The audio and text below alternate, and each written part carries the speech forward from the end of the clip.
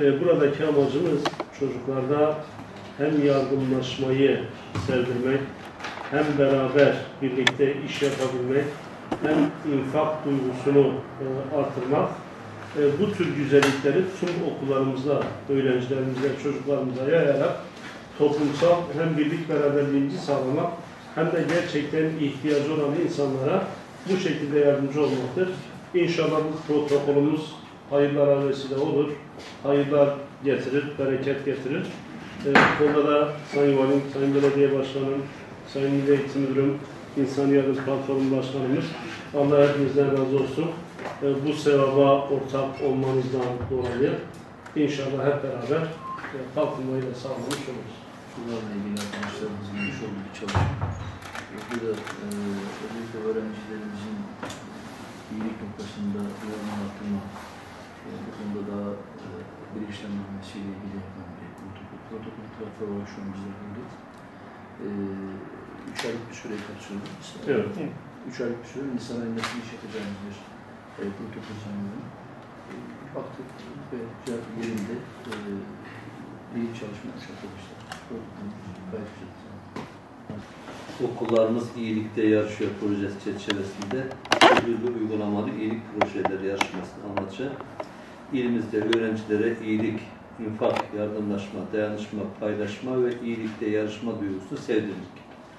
Yardım süreçlerine katılmalarını sağlayarak bir farkındalık oluşturmak amacıyla ilkokul, ortaokul ve liselerdeki öğrencilerin teşvik edilmesi, öğrencilere yarışma kültürünün kazandırılması ve öğrencilerin sosyal hayata hazırlanmasına yardımcı olmaktır. Öğrencilerin birlikte hareket etme, toplum yararına çalışma, empati kurma ve karar alma becerilerini geliştirmeye yöneliktir.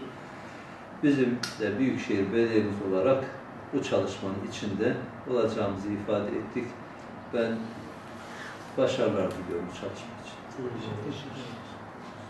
Evet, ben de projenin hayırlara vesile olmasını diliyorum. Proje ortağı olarak biz de bu projede yer almaktan, Büyükşehir'imiz, Milli Eğitim Müdürlüğü ile birlikte bu projede yer almaktan büyük bir keyif ve mutluluk duyuyoruz. Bir taraftan Eğitim Birsen, diğer taraftan STP İnsan Yardım Platformu, Milli Eğitim Müdürlüğümüz, belediyemizin, Büyükşehir Belediye'mizin desteği, valiliğimizin de desteğiyle inşallah. Bu dönemde özellikle en çok ihtiyacını hissettiğimiz, duyduğumuz insanlarımızın birbirini daha çok sevmesine, yardımlaşmaya, duygularının gelişmesine, işbirliğinin artmasına vesile olacak. Güzel çalışmalar yürütüleceğine inanıyoruz. Ve bu tür çalışmaların projeleri artarak devamını da arzuluyoruz. Biz çocuklarımıza sadece bilimi, fenini öğretmekle bir yere ulaşmamızın mümkün olmadığını da biliyoruz. Bilim, fenin yanında milli, manevi değerler, biraz önce saydığımız ve protokolde de ifadesini bulan o hepimizin varlık sebebi olan değerlerimizin de çocuklarımız tarafından özümsenmesi gerektiğini ve farkındayız, bilincindeyiz. Güzel sonuçlarını alacağımızdan hiç şüphemiz yok. Emeği geçen herkesten Allah razı olsun diyorum. Teşekkür ederim.